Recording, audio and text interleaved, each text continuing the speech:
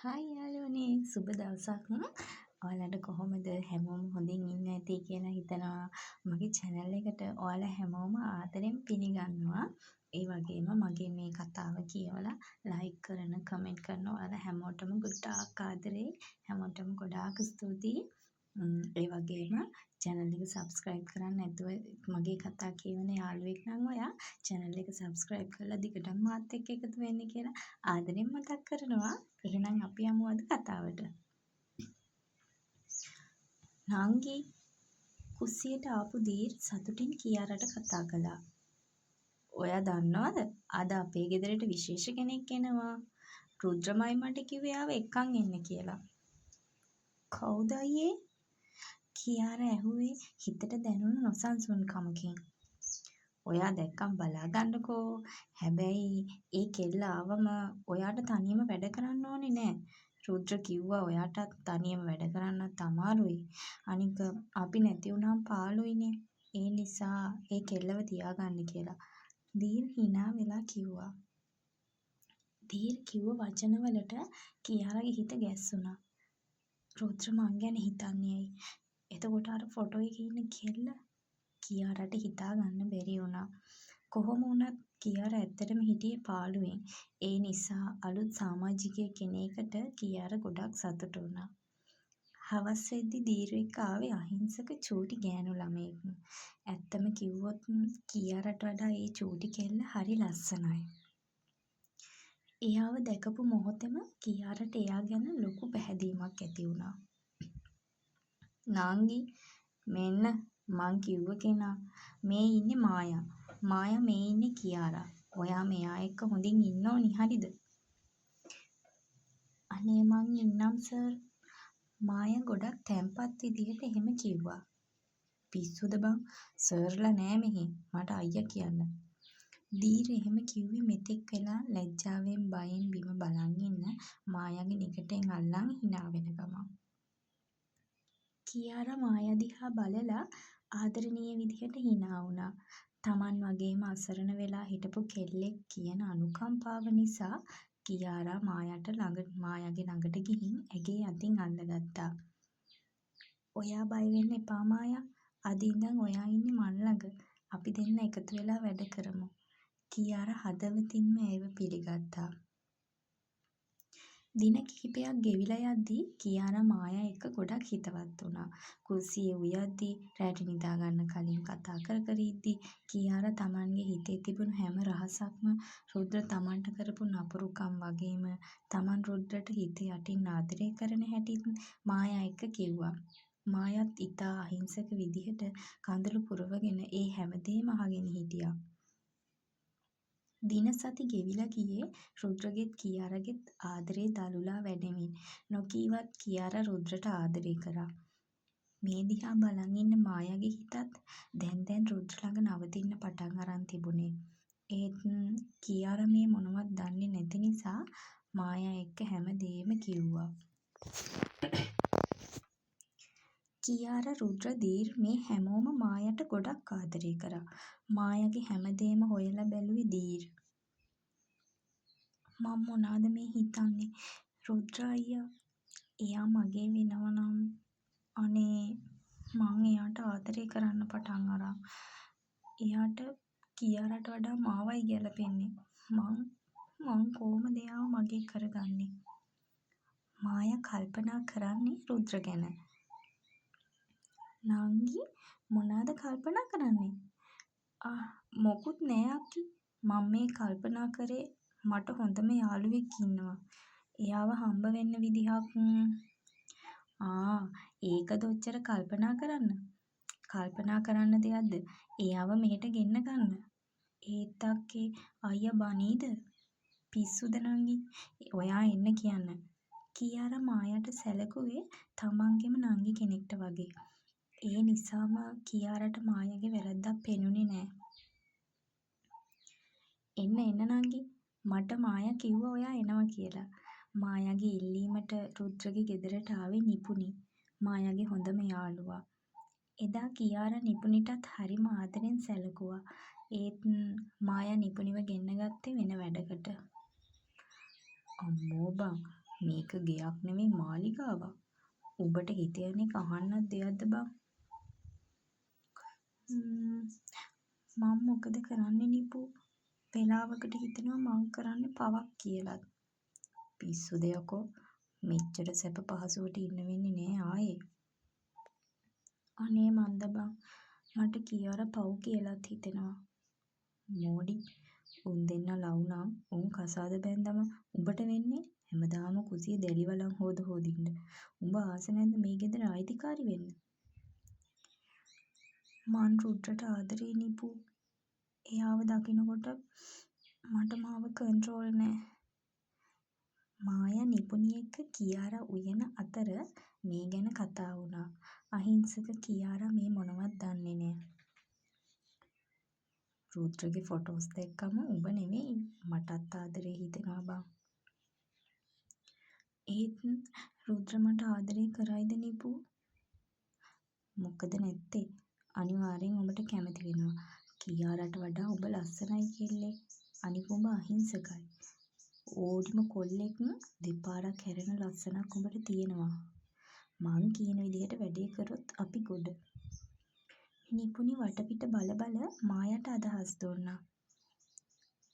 මේ ගමේ හිඟන්නිට රුද්‍ර වගේ සල්ලිකාරයෙක් ගැලපෙන්නේ නෑ. මං රුද්‍රව මගේ කරගන්නවා. මායා හිතින් සපත කරගත්තා. ඇය කියාරා ඉස්සරහා හොඳම යෙහෙළිය වගේ රඟපාමින් රුද්‍ර සාලේ කුසියේ ඉන්න වෙලාවල් බලලා රුද්‍රව තමන්ගේ දැලට දාගන්න උත්සාහ කළා. දවසක් හවස රුද්‍ර ඔෆිස් එකේ ඉඳන් ඇවිත් මහන්සියට සෝෆා එකේ ඇස් පියාගෙන ඉද්දි නිපුණි කියලා දුන් විදිහට එයාගේ වැඩ පටන් ගත්තා. මායා කෝපි වීදුරුවක් අරන් හිමින් සැරේ ඔහු ළඟට ආවා. ඇය ඕනෑකමින්ම කෝපි එක රුද්‍රගේ ඇඟට හැලෙන්න ඇරියා. අනේ සෝරි සර් මං දන්නේ නැතුව මායා කලබල වුණා වගේ රඟපාමින් තමන්ගේ ලේන්සුවෙන් රුද්‍රගේ පපුව පිස දමන්න හැදුවා. ඇය රුද්‍රගේ ඇඟට ගොඩක් ලං වුණා. මායා ඈතින් ඉන්නවා. රුද්‍ර එකපාරටම ඇස් ඇරලා මායාගේ අත තදින් මිරිකලා ඇයව පස්සට තල්ලු කරා. රුද්‍රගේ තියුණු බැල්ම ඉස්සරහා මායා බය වුණත් ඇගේ කපටි හිත පසුබට වුණේ නෑ. මායා තේරුම් ගත්තා රුද්‍රව ලේසියෙන් නතු කරන්න බැරි බව. ඒ නිසා ඇය ඊළඟට කළේ ඇගේ දෙවෙනි සැලැස්මයි.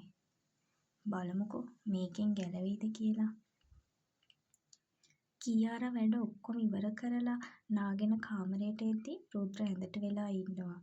කියාරා සිය ගත තුවාලයකින් විතරයි දවටන් හිටියේ. රුද්‍රව දැක්ක කියාරාගේ මූණ රතු වුණේ නොසිතූ වෙලාවක රුද්‍ර කාමරේ හිටිය නිසයි. රුද්‍ර ඔයයි මගේ කාමරේ. කියාරා දෙවුර වටා අත් යවමින් තම ලැම වසා ගනිමින් එහෙම ඇහුවම කියාරාගේ මූණ දිහා බලන් වුන් රුද්‍රට නම් hina ගියා. රුද්‍ර කිසිම වෙනසක් නැතුව ඇඳෙන් නැගිට්ටා. ඔහු සෙමින් හෙමින් කියාරා දෙසට පියවර තැබුවා. ඔහුගේ ඒ තේජවන්ත ආකර්ශනීය ගමන ඉස්සරහා කියාරාට අඩියක් පස්සට තියන්න හිතුණත් ඇගේ පිටුපස තිබුණේ කාමරේ වසා ඇති දොරයි. ඇයට පැනලා යන්න කිසිම ඉඩක් තිබුණේ නෑ. කියාරා තව තවත් ගත දවටන් වුන් තුවාය තදින් අල්ලගත්තේ හදවත ගැහෙන වේගෙට තුවාපොට ගැලවෙයි යයි බිය වූ නිසා. රුද්‍ර කියාරා ළඟටම ඇවිත් ඇයව දොරට තදවන විදිහට තමන්ගේ දෑත් දෙපැත්තෙන් දොර මත තබා ඇයව කොටු කරගත්තා. දැන් කියාරාට රුද්‍රගේ උණුසුම් හුස්ම පොද තමන්ගේ මුහුණට මෙන්ම බෙල්ලටද තදින් දැනෙන්න ගත්තා. රුද්‍රගේ ගතෙන් එන ඒ උණුසුම් සුවඳ ඇයව මුසපත් කරන්නට වුණා. කියා මං කවදාවත් ආදරේ කරලා නෑ. මං තමුසෙට ආදරේ. තමුසෙ මට ආදරේද නැද්ද කියනවා. එතකොට මං යන්නම්. තමුසෙගේ රූම් එකෙන් විතරක් නෙමෙයි ජීවිතෙන්ම අයින් වෙලා යන්නම් මං.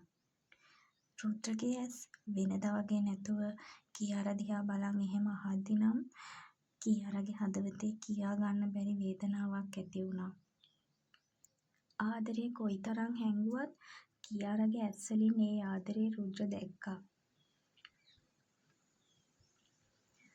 ඔයා අද මට කියන්න ඕන කියා මං යන්න යනවා මෙහෙන්. කියන්න මට ආදරෙයිද? ඒ රළු හදවතේ වුවද කියාර වෙනුවෙන් ආදරයක් ඉපදී ඇත. දීර් කී දේ කියාරට සිහි වුණේ එවිටයි. මමත් ඔයාට ගොඩක් ආදරෙයි රුද්‍ර. කියාර ඇස්වලින් සතුටු කඳුළු කඩාගෙන වැටෙද්දීම තමන්ගේ ආදරය පළමු වතාවට රුද්‍රට කිව්වා. ඇගේ මුවින් රුද්‍රට පිට කර ගැනීමට අවැසි වූයේ දෙයයි. රුද්‍ර තවත් එක තප්පරයක්වත් බලා හිටියේ නෑ. ඔහු තමන්ගේ උණුසුම් තොල්පෙති කියාරගේ මෘදු තොල් මත තබා ඉතාම ගැඹුරු ශෘංගාරාත්මක හා දැවෙන සුළු හාදුවකින් ඇයව සනසන්න ගත්තා. කියාරගේ දෑත් පණ නැති වී ගිය අතර ඇය රුද්‍රගේ ගෙල වටා තමන්ගේ දෑත් යවා ඒ අසිරිමත් ආදරයට සම්පූර්ණයෙන්ම යටත් වුණා. රුද්‍ර කියාරගේ ඉණ වටා තදින් අත තබා ඇයව තමන්ගේ සිරුරට තද කරගත්තා. කාමරය පුරාම පැතිරුණේ ඔවුන් දෙදෙනාගේ වේගවත් වූ හුස්ම ගැනීමේ ශබ්දය විතරයි. රුද්‍ර කියාරගේ තොල්පෙති වලින් මිදී ඇගේ මෘදු නිකට දිගේ, ඉන්පසු ඇගේ සුදුමැලි බෙල්ල සහ තුවායින් වැසී තිබූ ඇගේ ලැම මතුපිටින් තමන්ගේ උණුසුම් හාදු තබන්නට වුණා. කියාරගෙන් සිහින් කෙඳිරිල්ලක් පිටවුණු අතර ඇය රුද්‍රගේ උරහිස් තදින් අල්ලගත්තා. රුද්‍ර හිමින් සැරේ කියාරව වඩාගෙන ඇඳ දෙසට පියවර තැබුවා. ඔහු ඇයව මෘදු ලෙස ඇඳ මතින් තබා ඇය ළඟින්ම වැතිරී ඇය දෙස ආදරෙන් බලා සිටියා. කියාරගේ ගත වටා තිබුණු තුවාය ගැලවී ඇගේ තෙත කොණ්ඩ කැරලි ඇඳ ඇතිරිල්ල පුරා විසිරී යද්දී රුද්‍ර මෙතෙක් දැක නොතිබූ ඇගේ අමුතුම ලස්සනක් දිස්වුණා. මේ දිහා බාගෙට ඇරිලා තිබ්බ දොරෙන් බලන් හිටිය මායා එතනින් ගියේ කේන්තියෙන්. මායා කියාරට දැන් ඉරිසියා කරන්න පටන් අරන්. කියාරයි රුද්‍රයි සතුටින් ඉන්න දිහා බලන් මායාට ඉන්න බැරි වුණා. කියාරගේ ගත වටා තිබුණු තුවාය ගැලවී ඇගේ තෙත කොණ්ඩ කැරලි ඇඳ ඇතිරිල්ල පුරා විසිරී යද්දී රුද්‍ර දැක්කේ තමන්ගේ ජීවිතේ කවදාවත්ම දැකලා නැති තරමේ අමුතුම මායාකාරී ලස්සනක්. රුද්‍රගේ දෑස්වල දැල්ලුනේ කියා ගන්න බැරි තරම් මහා ආශාවක් වගේම උමතු ආදරයක්. කාමරේ නිශ්ශබ්දතාවය බිඳුනේ ඔවුන් දෙදෙනාගේම වේගවත් වුණු හුස්ම වැටෙන සද්දෙන් විතරයි. ඔහු හිමින් සැරේ තමන්ගේ රළු ඇඟිලි තුඩු වලින් කියාරගේ මෘදු කම්මුලක් අත ගෑවා. ඔයා කොච්චර ලස්සනද කියා. රුද්‍රගේ කටහඬ ආශාවෙන් බර වෙලා ගැඹුරු වෙලා තිබුණා. කියාර ලැජ්ජාවෙන් තමන්ගේ දැස් පියා ගනිද්දී ඇගේ වෙවුලන තොල් අතරින් සිහින් සුසුමක් පිට වුණා.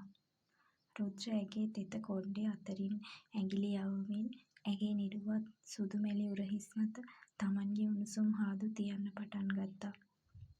ඔහුගේ හාදු ඇගේ බෙල්ල දිගේ ඉන්පසුව ඇගේ ලැම මතටත් වැටෙද්දී කියාරගේ මුළු ගතම හිරි වැටිලා ගියා. ඇයට තමන්වම පාලනය කරගන්න බැරි තරමට රුද්‍රගේ ස්පර්ශය ඇයව මුසපත් කරලා තිබුණා. කියාර තමන්ගේ සිහින් දෑත් රුද්‍රගේ පළල් පපුව වටා යවලා ඔහුව තව තවත් තමන්ට දුරුළු කරගත්තා. රුද්‍රගේ හෘද ස්පන්දනය ඇගේ පපුවට තදින් දැනෙන්න ගත්තා. අදින් පස්සේ ඔයා මගේම විතරයි. මගේ හුස්ම තියෙනකන් මේ ආදරේ වෙනස් වෙන්නේ නෑ. රුද්‍ර එහෙම මුමුණන ගමන් තමන්ගේ උණුසුම් සිරුරෙන් කියාරව සම්පූර්ණයෙන්ම වසා ගත්තා. ඔහුගේ තොල් නැවතත් කියාරගේ තොල් මත නතර වුණේ කලින්ටත් වඩා දැඩි ශෘංගාරාත්මක හාදුවකින්. ඒ හාදුවත් එක්කම රුද්‍ර කියාරගේ ලැම මතින් හිස තියාගත්තා. ඇස් පියාගෙන ඉන්න කියාරා දිහා බලන් රුද්‍ර කටකොනින් හිනා වුණා. නිහඬතාවය නිසා කියාර දැස් විවෘත කරද්දී රුද්‍ර කියාර දිහා බලන් ඉන්නව දැක්කම කියාරට ලැජ්ජ හිතුණා. මොකෝ මට සීමාවෙන් එහා යන්න ඕනි නෑ කියා. දවසක ඔයා මගේ වෙන්න ඕනි. ලස්සනට මාල 7ක් දාලා හැමදේම අංග සම්පූර්ණ විදිහට. එතකම් බලන් ඉන්නවා. රුද්‍ර කියාරාගේ නළලට උණුසුම් හාදුවක් දී ඇයව තුරුළු කරන් නිදාගත්තේ මින් පසු හැමදාම ඇගේ උණුසුම පතමින්. මං මෙහෙම හිටියොත් මට වෙන්නේ නිපු කිව්ව දේ තමයි. මං මේකට මොනවම හරි කරන්න ඕන. ඒ දෙන්නා ආදරෙන් ඉන්නවා දකිද්දි මට දරාගන්න බෑ දෙයියනේ. මායා කාමරේ එහෙ මෙහෙ යමින් කල්පනා කරන්න වුණා.